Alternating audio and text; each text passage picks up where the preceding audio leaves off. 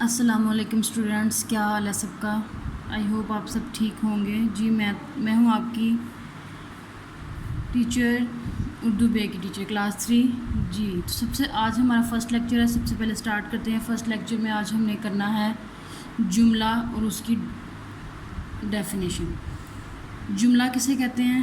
جملہ کہتے ہیں الفاظ کا ایسا مجموعہ جس کا مطلب پورا سمجھ آ جائے، اسے جملہ کہتے ہیں۔ اس کا مطلب یہ ہے کہ چند الفاظ یا زیادہ الفاظ، ایسے الفاظ جن کو ہم اگر ملائیں، اکٹھا کریں تو ان کا جو ہے وہ پورا مطلب سمجھ میں آ جائے۔ جیسے کہ اگزامپل میں آپ دیکھ سکتے ہیں، آندھی آئی۔ یہ دیکھیں آپ، بہت ہی کم الفاظ ہیں لیکن ان سے ہمیں پورا مطلب سمجھ میں آ رہا ہے۔ یہ کیا ہے؟ الفاظ کا، یہ سب کیا ہے؟ الفاظ کا مجموعہ ہے، لیکن ہمیں اس سے پورا مطلب سمجھ میں آ رہا ہے کہ اصل میں بات کیا بتائی جا رہی ہے۔ آندھی آئی۔ نیکسٹ ایگزامپل ہے طوطا اڑا۔ یہ بھی بہت تھوڑے الفاظ ہیں لیکن ہمیں مطلب پورا سمجھ میں آ رہا ہے۔ نماز پڑھی۔ ٹھیک ہے، الفاظ کا ایسا مجموعہ جس کا مطلب پورا سمجھ میں آ جائے، اسے جملہ کہتے ہیں۔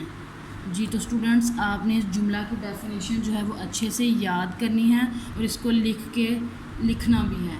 ٹھیک ہے اسٹوڈنٹس، اس کو یاد بھی کرنا ہے اور اچھے سے اس کو لرن کرنا ہے۔ اوکے، نیکسٹ لیکچر میں ملتے ہیں۔ اللہ حافظ۔